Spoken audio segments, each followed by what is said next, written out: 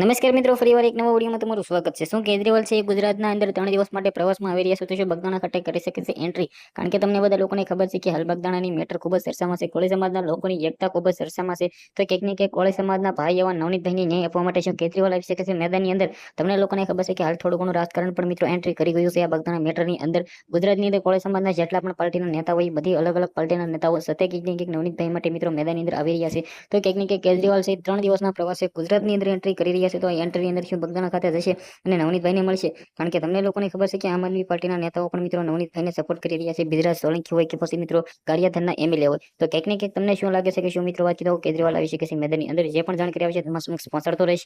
ખાસ કરીને વિડીયો બને એટલો શેર પણ કરી દેવાનો છે, કારણ કે તમને લોકોને ખબર કે કોળી સમાજના લોકો લડી લેવાના મૂડમાં છે, સંમેલનો કરી રહ્યા છે, રેલીઓ માટે કે તો પણ ખોટું નથી, આંદોલનો માટે તૈયાર થઈ ગયા છે કે ભાઈ નવનીતભાઈને 3 દિવસની અંદર ન્યાય નહીં મળે તો અમે સરકાર બદલી નાખશું, સરકારને પલટી નાખશું। તો શું મિત્રો આની અંદર 2027ની અંદર ગુજરાતની અંદર ચૂંટણી આવવાની છે, તેની અંદર કોઈ પણ પ્રકારનો અસર થઈ શકે છે? કારણ કે કોળી સમાજના લોકોની વસ્તી ગુજરાતમાં સૌથી વધારે એવું કહે તો પણ ખોટું નથી, કારણ કે કોળી સમાજના લોકોના હાથમાં છે કે કઈ સરકાર ક્યાં લાવી, ક્યાં બેસાડવી અને ક્યાં નીચે પાડવી। તો શું થશે આવનારા ટાઈમની અંદર? જે પણ થશે ક્યાંક ને ક્યાંક તમારા સમક્ષ જાણકારીઓ પહોંચાડતો રહીશ। વિડીયો શેર કરી, ફોલો કરી, સબસ્ક્રાઇબ કરી દેજો, વિડીયોને શેર કરો। ધન્યવાદ।